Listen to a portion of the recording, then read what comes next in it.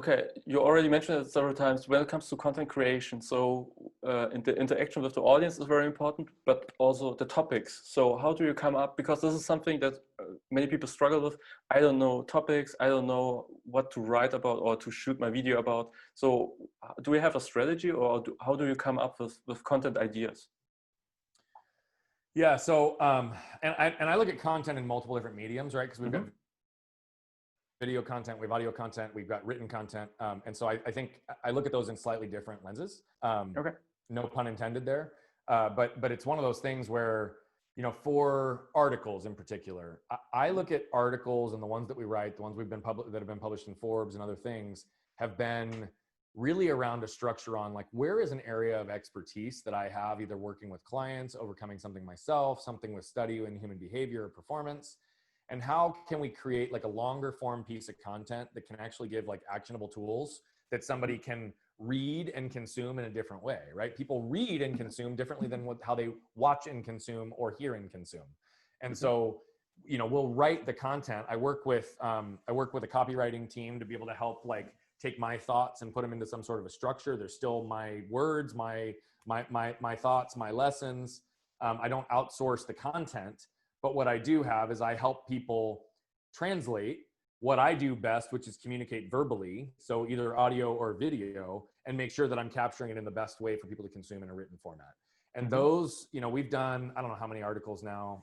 We've probably done less than 20 articles, 15 to 20 articles, but those take a lot more structure, right? It's like a concept, and then we build out different pieces behind it. Then we have to backfill with some research. Then we have to like work with the copywriting team. And so that's the longest piece of investment. But what's great about those is they can be repurposed into short video formats. They can be repurposed into talks. They can be repurposed into, you know, blog posts. And so those are all like that's a piece of content that we can repurpose multiple times. Audio, I don't do any audio or like only content, but I take other types of content and extract audio so that we can do that. So I'll answer the audio and the video content kind of in the same way. You know, we've got a few different ways that we do that. We've got some longer form content that gets built into courses and things that's captured on video.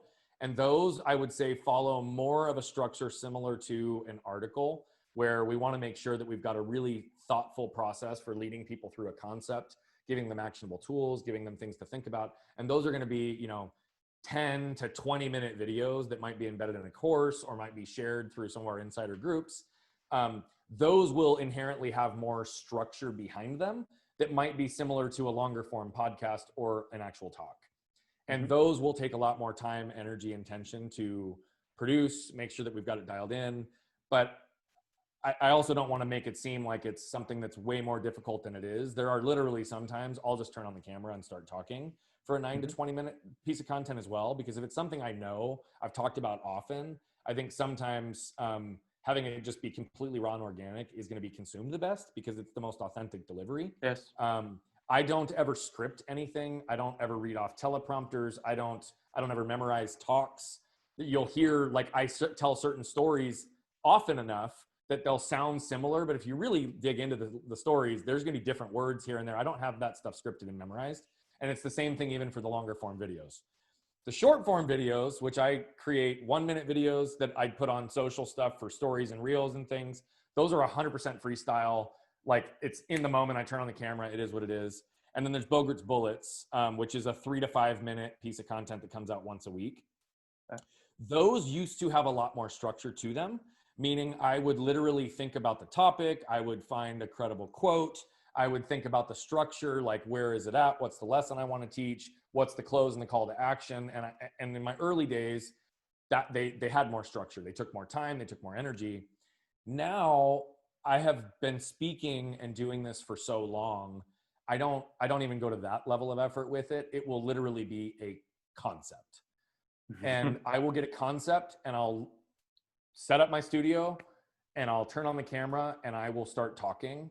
And I just basically drop 3 to 5 minutes of content on that topic right there. And then it goes off to my content editor and he will put his magic on it with the branding and all those things. And so it's evolved to a point where I've done it enough that I can turn the camera on and just do it.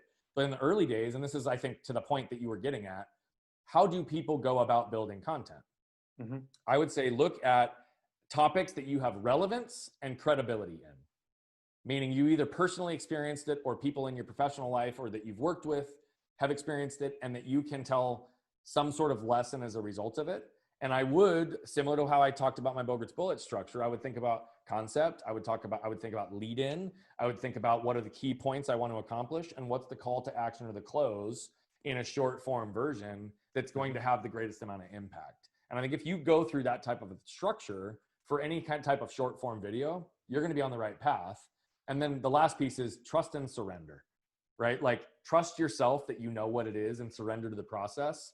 You're going to screw up. You're going to have multiple takes. You're going to like just have multiple cuts in editing, especially in the beginning.